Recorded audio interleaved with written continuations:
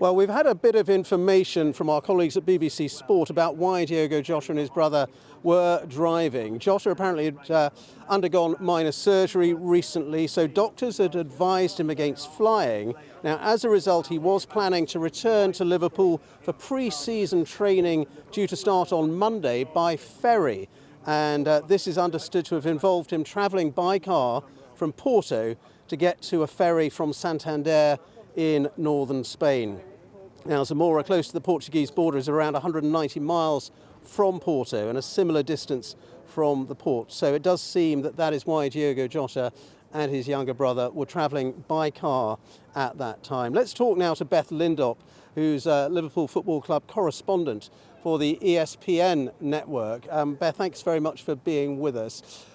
What's your reaction to this absolutely devastating news? One of the brightest stars in the Premier League and in world football who has just suddenly been killed in this crash.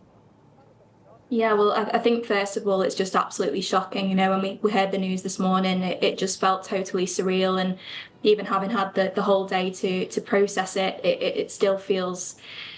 You still feel numb, really, because it's one of the first times that I can remember, certainly, where a footballer of this profile has had their career cut so horrendously short in this manner. So it doesn't quite feel real. From a Liverpool perspective, it's just absolutely devastating, and we've seen from the tributes pouring in from players, former teammates, current teammates, his former manager, obviously Jurgen Klopp, just how loved he was, not just as a player and as a person. So I think that's a loss that will be felt for a very long time. He was a brilliant player, wasn't he? Just talk to us a bit about what a prolific goal scorer he was. I mean, not the tallest player, but he scored an awful lot of headers. He was very clever in the box. He was, yeah, and it's a testament to how talented he was that he came to the club at a time when Liverpool, they'd just won the Premier League title. The season before that, they'd won the Champions League, and they had arguably the best front three in Europe at that time. So he came in and managed to make himself a part of that attack and didn't look out of place at all. And there was some derision, really, in some quarters when he first signed because of the transfer fee, but he immediately made a mockery of that, scored some really important goals. He had a knack for scoring on the big occasion as well. So yeah, a huge talent, as you say, great in the air, which you wouldn't think looking at him, but he was so good, and he was the sort of player, you know, even if he was having a quiet game where you didn't know what he'd necessarily contributed, he'd always managed to come up with a big goal and a decisive moment.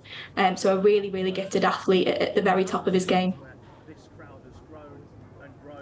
And a huge star not only for Liverpool but also for Portugal. We've heard those shocked tributes from Cristiano Ronaldo, amongst others, his Portuguese teammate, but he was a big player for the national team.